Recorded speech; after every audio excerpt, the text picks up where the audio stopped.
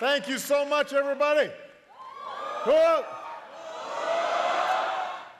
To General Lloyd Austin, thanks for the introduction and your leadership, leading our troops in Iraq and taking care of our soldiers now that they are at home.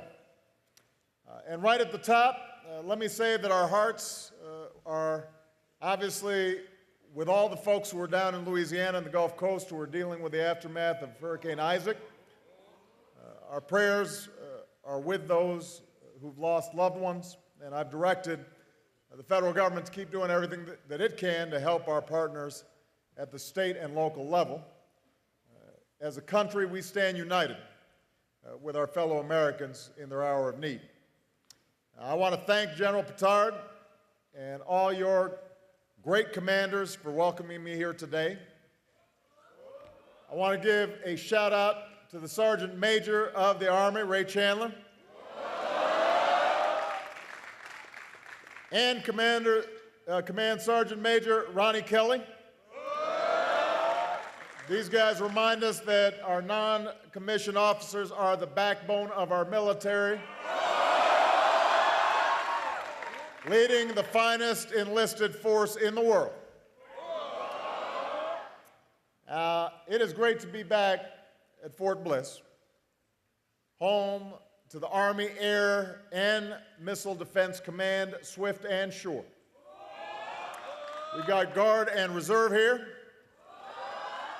Of course, it's home to the legendary 1st Armored Division Old Ironsides. We've got a lot of brigades here, including the Iron Eagles, Iron Brigades, Bulldogs, and Ready First.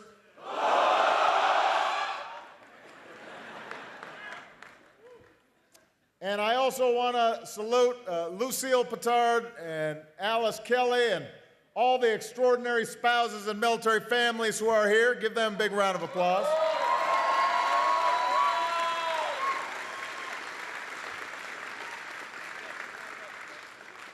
I know that all of you are grateful for the incredible support you receive from your civilian neighbors. So I want to acknowledge two champions of Fort Bliss. We've got Congressman Silvestre Reyes, and we've got Mayor John Cook, and we've also got all the great folks in El Paso and New Mexico. Give them a big round of applause.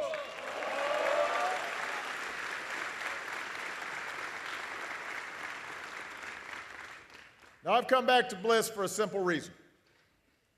2 years ago, I was here to mark a historic moment in the life of our nation and our military, the end of major combat operations in Iraq. It was a chance for me to say, on behalf of the American people, to you and all who served there, welcome home, and congratulations on a job well done. In every major phase of that war, you were there, the Iron Soldiers. Because of your speed and strength, American troops toppled a dictator in less than a month. Because of your commitment, you stayed on extended tours and went back tour after tour, year after year. Because of your determination to succeed, you turned back an insurgency.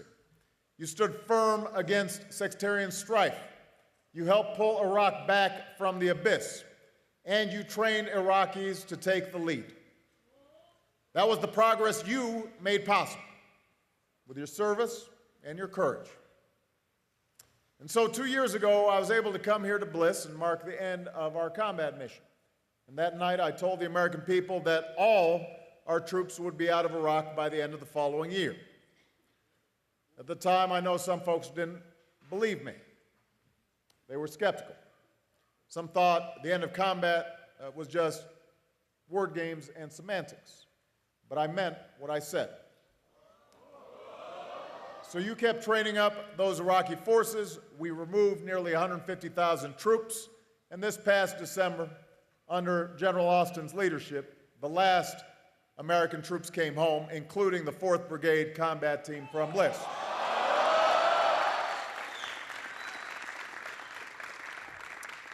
You left Iraq with honor, your mission complete, your heads held high.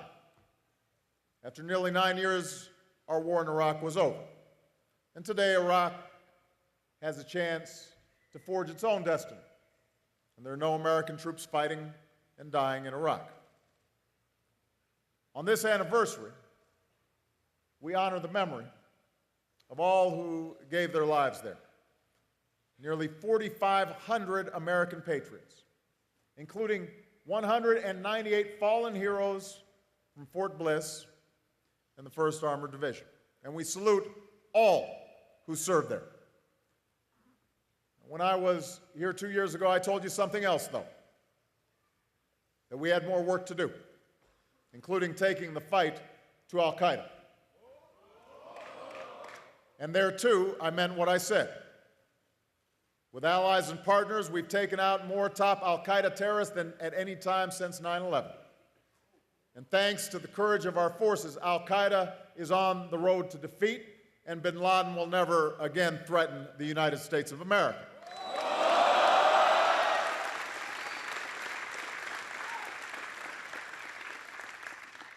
Two years ago, I also told you that we'd keep up the fight in Afghanistan. And I know that some of you recently got back. On behalf of a grateful nation, welcome home. Some of your buddies are in Afghanistan right now. And our thoughts and prayers are with all the troops from Bliss deployed around the world, including Afghanistan, the War Eagles and the Highlanders. And I know that some of you will be deploying later this year. And I've got to tell you the truth. This is still a very tough fight. You know this. You carry in your hearts the memory of comrades who made that ultimate sacrifice, including 6 heroes from Bliss who gave their lives on that awful day last month. Now, I just had the opportunity to meet with some of our Gold Star families. And our message to them is this: your loved ones live on in the soul of our nation, and we will honor them always. Because of their sacrifice, because of your service, we pushed the Taliban back. We're training Afghan forces. The transition to Afghan lead is underway, and as promised, more than 30,000 of our troops will have come home by next month. Just as in Iraq, we are going to end this war responsibly. Next year, Afghans will take the lead for their own security. In 2014, the transition will be complete. And even as this war ends, we will stay vigilant so Afghanistan is never again a source for attacks against America. Never again.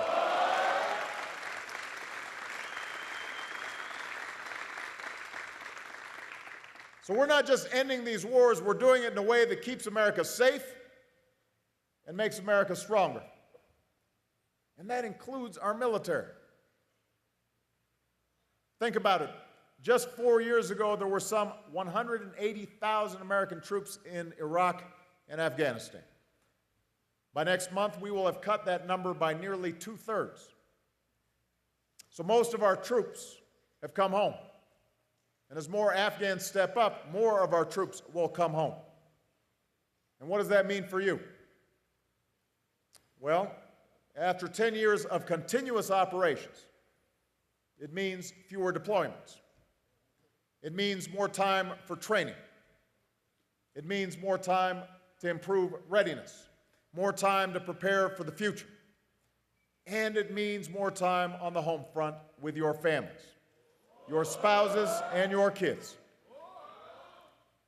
So make no mistake, ending the wars responsibly makes us safer, and it makes our military even stronger. And ending these wars is letting us do something else: restore American leadership. If you hear anyone trying to say that America is in decline or that our influence is waned, don't you believe it? Because here's the truth: our alliances have never been stronger. We're leading on behalf of freedom, including standing with the people of Libya that are finally free from Muammar Gaddafi. Around the world, there's a new attitude toward America, new confidence in our leadership. When people are asked, which country do you admire most? One nation always comes out on top: the United States of America.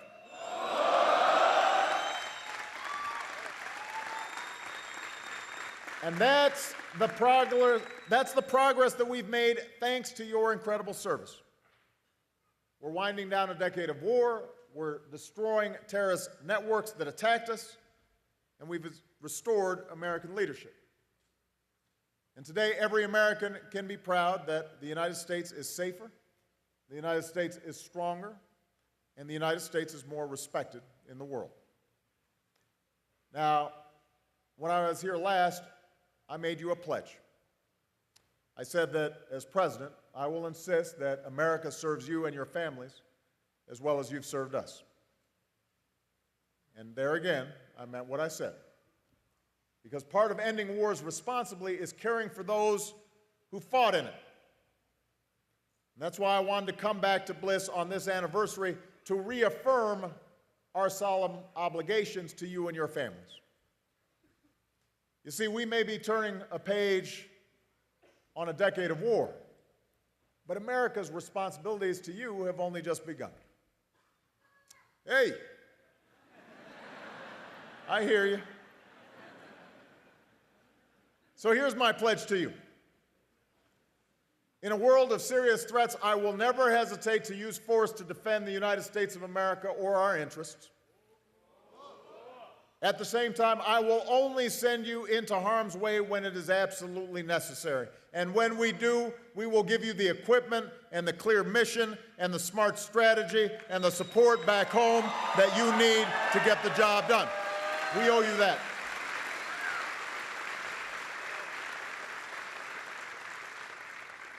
With the end of the wars, our military will be leaner, but we'll keep making historic investments to keep you the absolute best military in the world, bar none. The United States will always maintain our military superiority. In you, we've got the best trained, best led, best equipped military in human history. And as Commander-in-Chief, I'm going to keep it that way.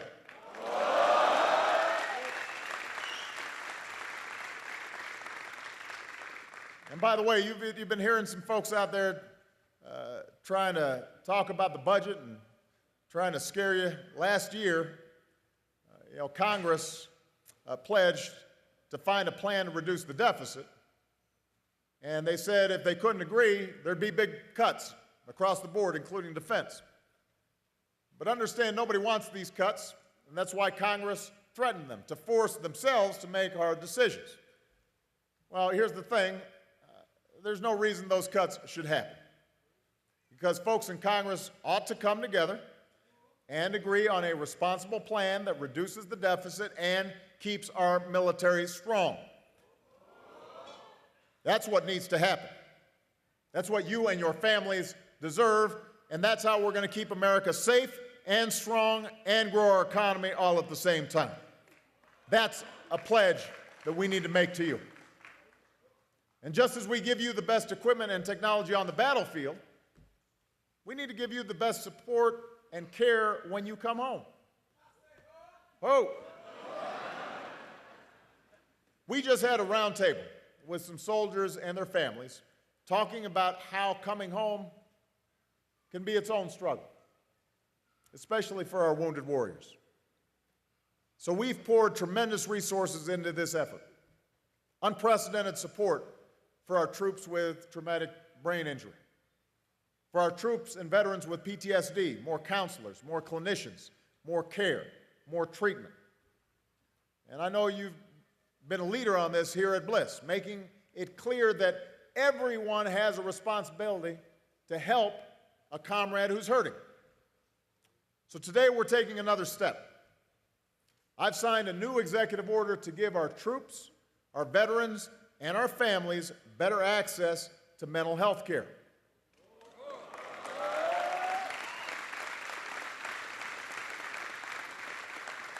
We're going to increase the number of folks manning those crisis hotlines, so help is there when you need it most. We're going to add even more counselors and mental health providers. We're launching a new awareness campaign starting tomorrow. And I'm directing a new task force to find out what works best, so we're doing everything we can to help those in need and save lives. And I know that you join me in saying to everyone who's ever worn the uniform, if you're hurting, it's not a sign of weakness to seek help. It's a sign of strength. We are here to help you stay strong, Army strong. That's a commitment I'm making to you. And we're going to keep taking care of our remarkable military families, too. This is something I care deeply about, but even if I didn't, I'd have no choice because Michelle would tell me what to do. And along with Michelle and Dr. Jill Biden, they have been doing everything they can to get civilians involved in this process, not just our government. So today, more people all across America are joining forces to give our military families the respect and the support that they deserve. And that's especially important right now. Now, this may be a political season, and folks may be arguing about all sorts of things, but one thing that we Americans are united on is our support for you. Only 1% of Americans may wear the uniform, but 100% of Americans need to be supporting you and your families, 100%. And so this brings me to the final pledge I made here at Bliss 2 years ago. When you take off that uniform, we are going to help you fully participate in our economy. Now, every single one of you has defended the American dream for the rest of us, and every single one of you deserves the chance to live the American dream yourselves. And that includes jobs worthy of your incredible talents. And by the way, it's not just good for you, it's good for the country. Because after a decade of war, the nation we need to be rebuilding is the United States of America. And all of you have the skills that America needs. So with 1 million more of you rejoining civilian life in the years ahead, we're upping our game at every stage of your careers. We've overhauled the Transition Assistance Program, creating a kind of reverse boot camp as you leave service to help you find a job and pursue that degree or start that business. And hopefully this will be one boot camp you actually like. We'll keep helping you and your families pursue your education under the post-9/11 GI Bill. And by the way, we're cracking down on those schools that have been trying to take your money and then rip you off by not giving you the education that you paid for. That needs to stop. We're going to bring an end to that.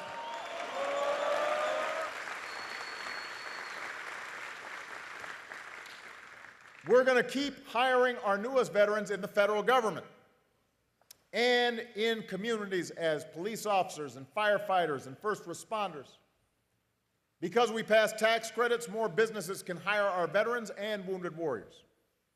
We're making it easier for you to transfer your outstanding military skills to the licenses and credentials that you need to get that civilian job. If you've been a medic in theater, you shouldn't have to start at Nursing 101 if you decide you want to go into the medical profession here in the United States.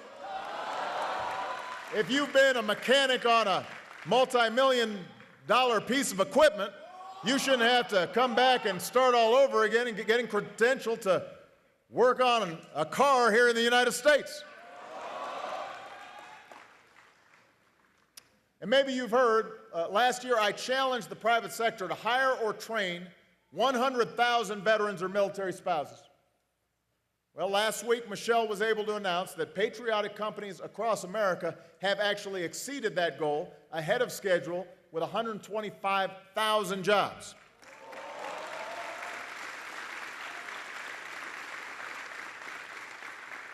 But we've still got more work to do. So today, I'm again calling on Congress to act. They've got some work they need to do. Pass the Veterans Jobs Corps so we can put more vets to work protecting and rebuilding America.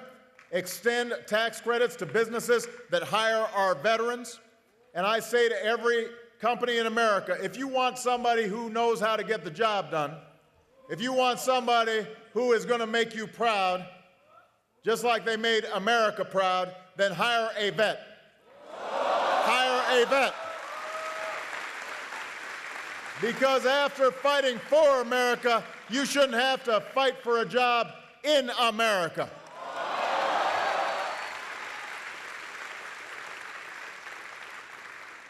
So Team Bliss, these are America's commitments to you and all who serve.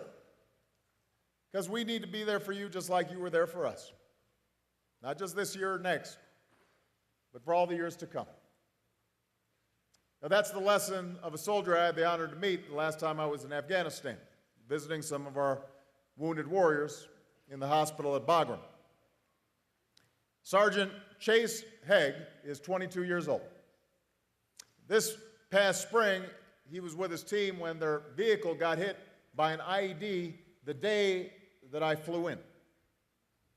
So when I arrived at his hospital room, he and his buddies were all in pretty bad shape. And he was certainly in bad shape. His leg was broken, his back was fractured. He was laying there on his bed. He was under a lot of medication. Face was swollen, his eyes were shut. And at first, my attitude was I didn't want to disturb him because I thought he was sleeping, and the doctor said, no, I think he can understand what you're saying even if he can't acknowledge it. And I think he'd appreciate knowing that you're by his side. So I leaned in, and I told Chase how proud I was of him and how proud the country was of him and how we'd be praying for his recovery. And I was turning to leave, and then something happened. There was a rustling under his blanket. And Chase never opened his eyes, couldn't make a sound, but suddenly you saw the blanket lift, and his arm came out. And he shook my hand, a firm Army handshake. And I don't think there was a dry eye in that room. And then a few months later, I was visiting our wounded warriors at Walter Reed, and I walk around the corner, and who's there but Chase? He had endured multiple surgeries. He was persevering through physical therapy. But this time, he was on his feet. He was walking again.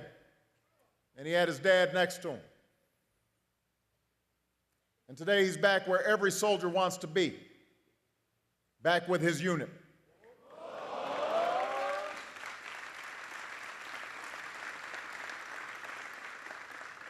And it made me think, that's just one moment in the life of one American soldier.